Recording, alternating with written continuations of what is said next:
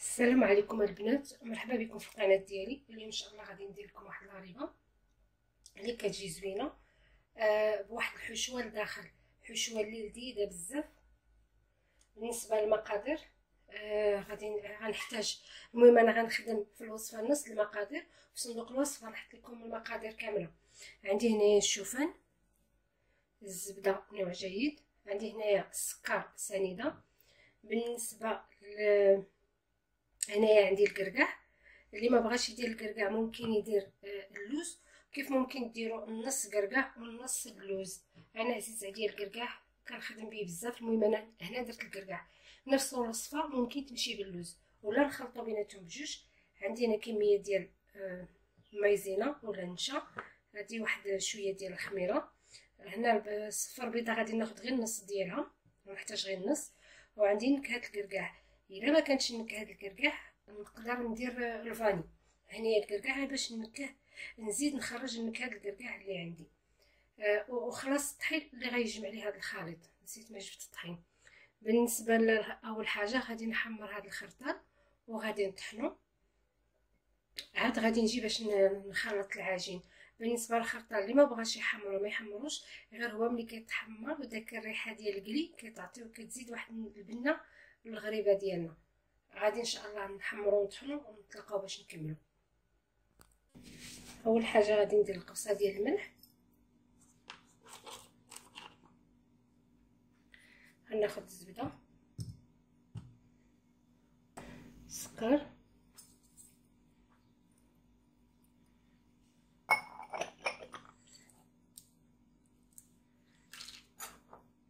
غندير شويه ديال نكهه الكركاع، الا ما كانش ديروا الفاني.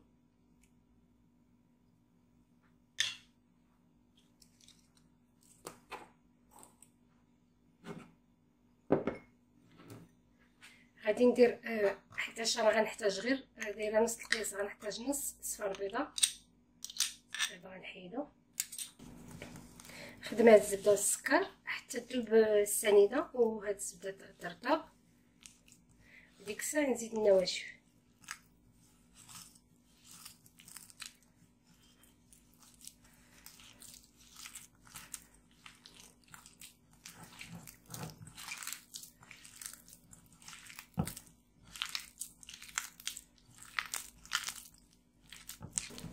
صافي هنا غنبدا نزيد لي بودر. غادي نبدا هنايا الكركاع،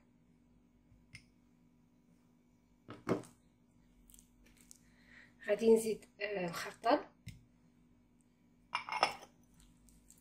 خلط،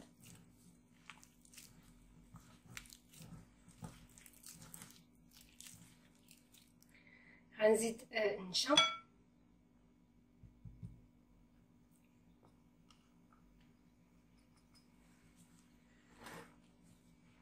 غندير الخميره،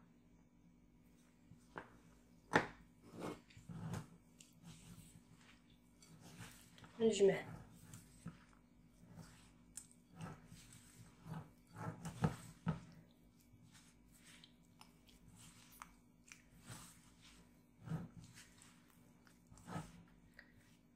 صافي نكمل بالطحين.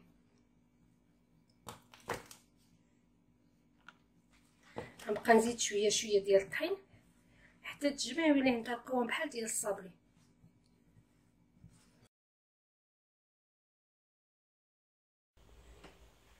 بالنسبه للحشو غادي نحتاج الكركاع، وغادي نحتاج هاد القشور ديال التين مسلين، وغنحتاج الكراميل. بالنسبه هنايا الا كنا درنا في العجينه اللوز نديرو هنايا اللوز، والا كنا درنا في العجينه الكركاع نديرو الكركاع. كنا خلطنا بيناتهم بجوج ونخلطوا بيناتهم هنايا بجوج.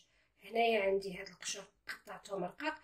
بالنسبه للكراميل هذا انا عندي واجد مصوبه، واللي بغى الوصفه ديالو راه غيلقاها في صندوق الوصف. اللي عنده شي كراميل كيصدق ليه ولا شي وصفه معتمده يديرها، ولا نقدروا نديروا داك الحليب المحلى المركز نطيبوه ولا نشريوه واجد. المهم الكراميل. غادي ناخذ هنايا الكركاع وغنزيد عليه هاد القشور ديال الليمون، وغادي نجمعهم بهاد الكراميل هذا.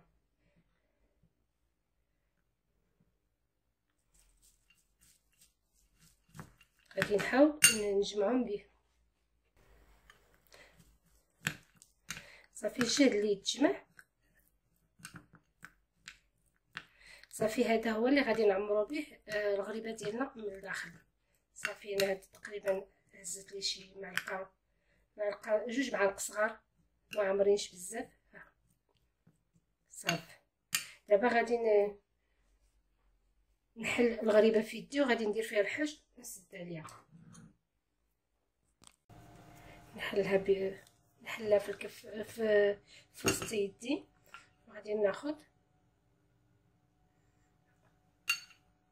غنحط الحشوه وغنجمع عليها العجينه سدها مع الطباره تتسد.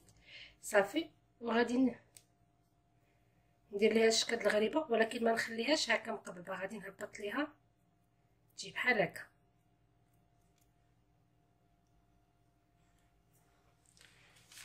هنا غنعاود وحده اخرى.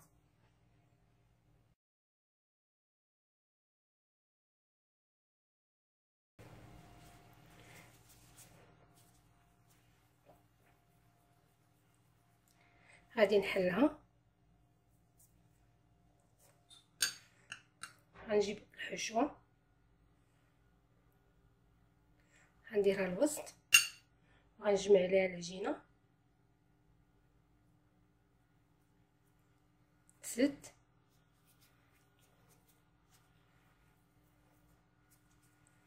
صافي ونهبطها، مخليهاش شي تكون عاليه وما فيهاش خميره بزاف، راه ما غاديش تكبر بزاف، غادي تنفخ ولكن ماشي بزاف. انا غادي نكمل حتى نكمل العجينه اللي عندي وتلاقاو باش نشوفوا التزيين. هذه هي الحلوه ديالنا هاد اللي كملتها. نتوما كما كتلاحظوا ما تنديروهاش مقببه، يعني انا بسطتها بيدي خليتها تجي شي شويه حانيه. هي راه كتكبر واحد شويه في الفران. غندخلها غادي نطيبها الطياب ديال الصابي، العافيه مهيله من العافيه مهيله من التحت، العافيه من التحت مهيله حتى الطيب، ونديروا لها شي شويه العافيه من الفوق باش تحمر، ونخرجوها باش نتلاقاو ونكملوا التزيين ديالها. هذه هي الحلوه البنات كما كتشوفوا، ها هي طابت ما كتشققش، كتكبر شويه. هذه كيبان لي بان قياس معقول. اللي بغاها في البلاطو يقدر ينقص يدير 16 15 باش ملي تكبر تجي هي هذيك. البلاطو كيبغي الحلاوي يكونوا صغار. دابا بالنسبه للتزيين عندي هنايا كناخذ قياس ديال الكراميل ونصو غليكوز، ما عرفتش كيبان ولا لا. غنديرهم فوق البوطه يغلاو جوج غليات، وغادي نجي باش غادي تشوفوا شنو غادي ندير. وهنايا اللوز ايفيلي هو هذا البنات بعد اللي غلاو عاود. غادي ناخذ الحبه غادي ندوزها في هذا الكراميل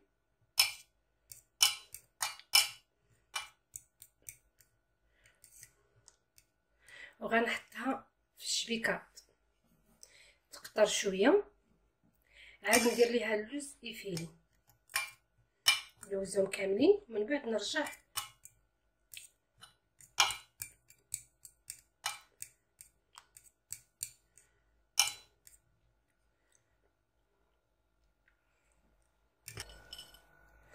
صافي ندير ليها اللوز ايفيلي. صافي نحطها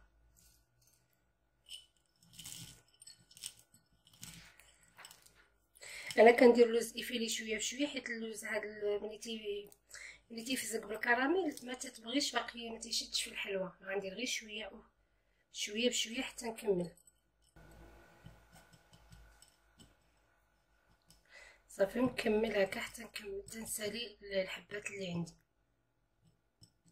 هو بعد اللي زينتها هانتوما كتشوفوا الشكل ديالها.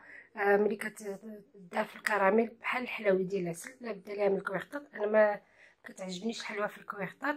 انا درتها فوق دوك لي لونغيت، دوك الكريطنات الصغار اللي كنديروا لي سواري. هذه حليوه كتجي زوينه في البلاطو. ما تفوتوش 18 غرام باش ما تجيش كبيره بزاف. واللي بغى يديرها في البلاطو 16 15 هي هذيك. ما تكثروش الخميره باش ما تزيدش تكبر، وهذه هي الحلوه، وهانتوما كتشوفوها كيفاش جات مبهجه في البلاطو. الحلوه اللي في الطرف راه كاينه في القناه، هي الحلوه المعلكه بالكوكو. دابا نحط لكم الرابط في صندوق الوصف.